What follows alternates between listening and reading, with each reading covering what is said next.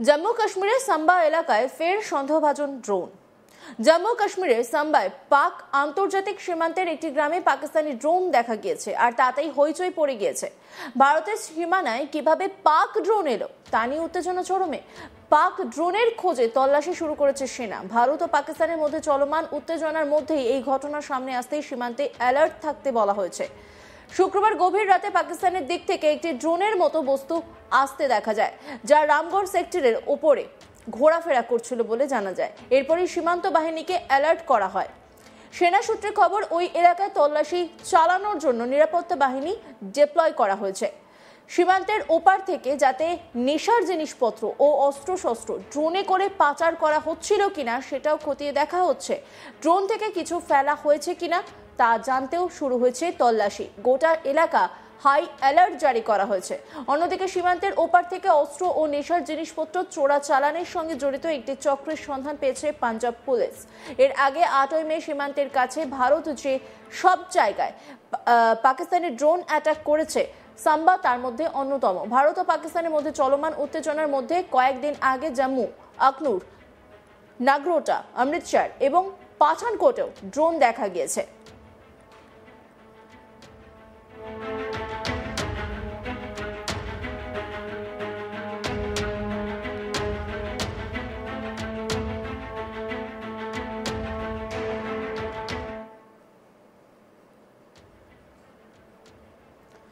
Bharat operation সিন্দুর শুরু করার একদিন পর পাকিস্তান সীমান্তের কাছে বেশ কয়েকটি এলাকায় ড্রোন হামলা শুরু করে।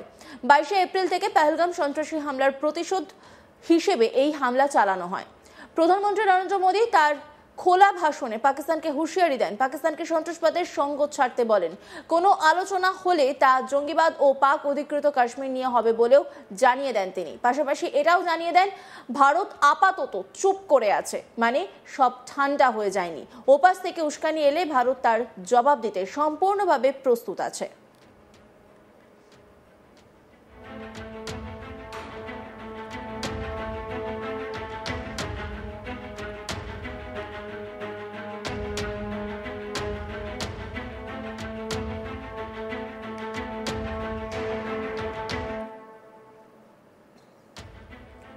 শুক্রবার রাজস্থানে এক অনুষ্ঠানে অংশ নেন ভারতীয় সেনা প্রধান। সেখানে সন্ত্রাসবাদ সহ একাধিক ইস্যুতে সেনার অবস্থান স্পষ্ট করে দেন। তখনই বলেন, যদি পাকিস্তান বিশ্বের ম্যাপে নিজেদের জায়গা ধরে রাখতে চায় তাহলে সন্ত্রাসবাদে মদদ দেওয়া বন্ধ করতে হবে। অপারেশন সিন্দুরের সময় আমরা সংযম দেখিয়েছিলাম, এবার কিন্তু দেখাবো না। প্রয়োজনে আরো এক ধাপ এগিয়ে যাব। জওয়ানদের সব রকম পরিস্থিতির জন্য প্রস্তুত থাকতে বলেন তিনি। তাদের লক্ষ্য করে বলেন, ঈশ্বরের ইচ্ছে থাকলে আপনারা শীঘ্রই একটা সুযোগ পাবেন। শুভ কামনা রইল। উপেন্দ্র দ্বিবেদী তিনি কি বলেছেন শুনবো।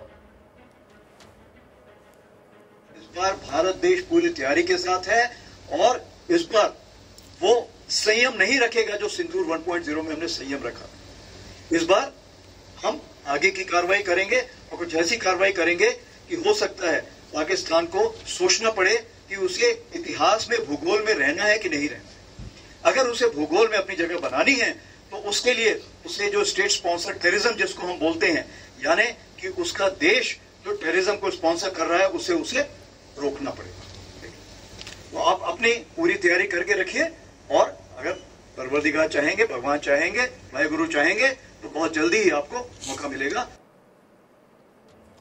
শনিবার 3 অক্টোবর এয়ারফোর্স ডের অনুষ্ঠানে যোগ দিয়ে ভারতের বায়ুসেনা প্রধান অমরপ্রীত সিং জানান, অপারেশন সিন্দুরে পাকিস্তানের F-16, JF-17 সহ 5টি ফাইটার জেট ধ্বংস করে দিয়েছিল ভারতীয় বায়ুসেনা। এমনকি পাকিস্তানের বেশ কয়েকটি এয়ারবেসে হামলার সময় বেশ কিছু runway, hangar, radar, command and control centre ধ্বংস করে দেওয়া হয় বলেও দাবি করেন সেনা প্রধান। কিছুদিন আগে রাষ্ট্রপুঞ্জের সাধারণ সভায় পাকিস্তানের প্রধানমন্ত্রী সাওয়াদ শরীফ দাবি করেছিলেন, ভারতের সঙ্গে সংঘর্ষের সময় ভারতের বেশ কয়েকটি ফাইটার জেট ধ্বংস করেছিল পাকিস্তান বায়ুসেনা।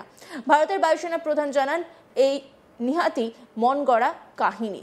কি বলছেন ভারতের বায়ুসেনা প্রধান অমরপ্রীত সিং শুনবো। We have struck their a large number of their airfields, and we struck a large number of their installations. And what we have gathered from whatever int reports we have got is that on ground, because of our strikes, there have been radars at least 4 places. command and control centers at 2 places, runway, of course, damaged at 2 places. Then 3 of their hangars in 3 different stations have been damaged. And in that hangar, as well as on tarmac, we have signs of one C-130 class of aircraft, one AEW&C class of aircraft, and at least 4 to 5 fighter aircraft, most likely F-16, because that base happened to be F-16, which would have been under maintenance that time. Along with that, one SAM system, which has been destroyed. And so these are the strikes that, the destruction that has taken place on ground by our strikes.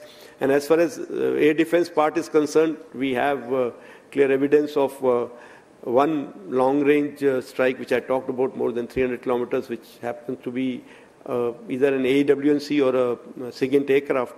Along with that, 5 fighters, that high-tech fighters of between F-16 and JF-17 class is what our system tells us. उन्होंने अपने ठिकाने change किया. Obviously, वो तो expected था कि अगर उनको हम कहीं पे जाके मारेंगे तो उनको अपनी जगह बदलनी पड़ेगी, क्योंकि उनको पता चल गया कि ये तो एक्सपोज हो गया है.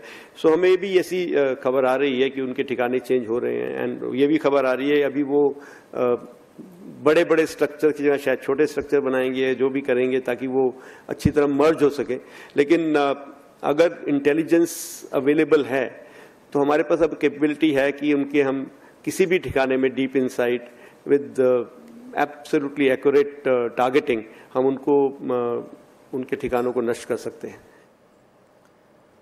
জম্মু কাশ্মীরের সাম্বা এলাকায় ফের সন্দেহভাজন ড্রোন. জম্মু কাশ্মীরের সাম্বায় পাক আন্তর্জাতিক সীমান্তের একটি গ্রামে পাকিস্তানি ড্রোন দেখা গিয়েছে, আর তাতেই হইচই পড়ে গিয়েছে. ভারতের সীমানায় কিভাবে পাক ড্রোন এলো তা নিয়ে উত্তেজনা চরমে. পাক ড্রোনের খোঁজে তল্লাশি অভিযান ইতিমধ্যে শুরু করেছে সেনা. ভারত ও পাকিস্তানের মধ্যে চলমান উত্তেজনার মধ্যেই এই ঘটনার সামনে আসতেই সীমান্তে অ্যালার্ট থাকতে বলা হয়েছে. শুক্রবার গভীর রাতে পাকিস্তানের দিক থেকে একটি ড্রোনের মতো বস্তু আসতে দেখা যায়, যা রামগঞ্জ সেক্টরের ওপরে ঘোরাফেরা করছিল বলে জানা যায়. এরপরে সীমান্ত বাহিনীকে অ্যালার্ট করা হয়. সেনা সূত্রে খবর, ওই এলাকায় তল্লাশি চালানোর জন্য নিরাপত্তা বাহিনী ডিপ্লয় করা হয়েছিল সীমান্তের ওপার থেকে, যাতে নেশার জিনিসপত্র ও অস্ত্রশস্ত্র ড্রোনে করে পাচার করা হচ্ছিল কিনা সেটাও খতিয়ে দেখা হচ্ছে. ড্রোন থেকে কিছু ফেলা হয়েছে কিনা তা জানতে তল্লাশি চালানো হচ্ছে. গোটা এলাকা হাই অ্যালার্ট জারি করা হয়েছে. অন্যদিকে সীমান্তের ওপার থেকে অস্ত্র ও নেশার জিনিসপত্র চোরাচালানের সঙ্গে জড়িত একটি চক্রের সন্ধান পেয়েছে পাঞ্জাব পুলিশ. এর আগে 8ই মে সীমান্তের কাছে ভারত যেসব জায়গায় পাকিস্তানি ড্রোন অ্যাটাক করেছে, সাম্বা তার মধ্যে অন্যতম. ভারত ও পাকিস্তানের মধ্যে চলমান উত্তেজনার মধ্যে কয়েকদিন আগে জম্মু, আখনুর, নাগরোটা, অমৃতসর এবং পাঠানকোটেও ড্রোন দেখা গিয়েছে. অন্যান্য খবরের আপডেটের জন্য অবশ্যই নজর রাখুন আজ তাক বাংলার ইউটিউব স্ট্রিমিং এ. লাইক, কমেন্ট, শেয়ার এবং সাবস্ক্রাইব করতে ভুলবেন না.